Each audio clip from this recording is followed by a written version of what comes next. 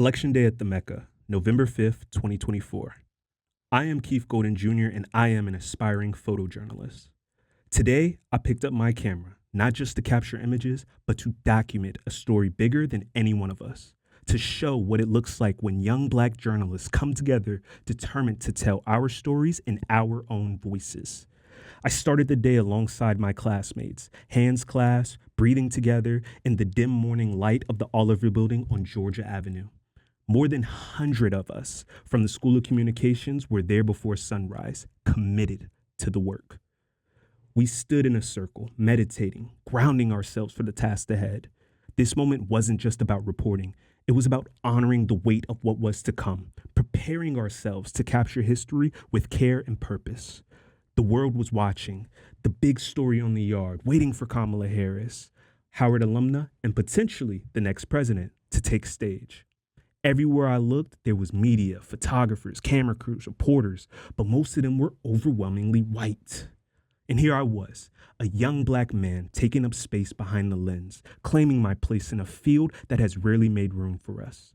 As a Black male photojournalist, I see things differently. I bring a lens shaped by love, by resilience, by a commitment to capture Black life in ways that goes beyond struggle, failure, hardship, death. My classmates were more than reporters that day. They were caretakers of a narrative often distorted or dismissed.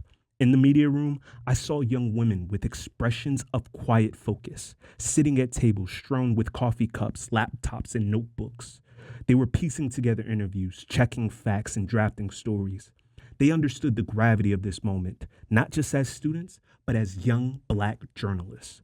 Their faces showed determination, sometimes exhaustion, but always purpose. At the broadcast desk, I watched a student reporter preparing to go live, microphone in hand, her stance ready, her voice poised. It was her moment to be seen, to be heard, to speak for all of us. Nearby, others adjusted cameras and tested microphones, all of us working in unison, each of us a thread in a larger tapestry. As I moved through the space capturing these moments, I noticed the quiet conversations, the looks exchanged, the hands on shoulders. This was more than a newsroom. It was a community, each person looking out for the other, making sure no one was alone in the work. When I looked around the room, I saw care and love, not just for the stories we were telling, but for each other.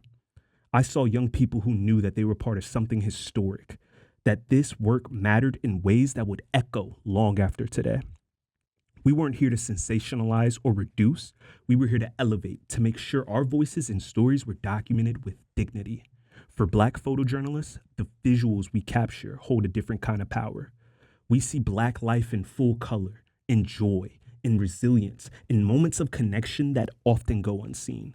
It's about capturing us as we are, not just through the lens of struggle, but in the fullness of our humanity. In that room, on that day, we showed up for each other. We told our stories in our voices with our perspective.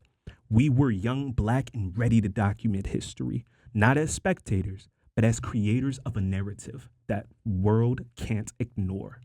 This is the Mecca. This is Election Day. This is what it looks like when young Black journalists claim their place in history.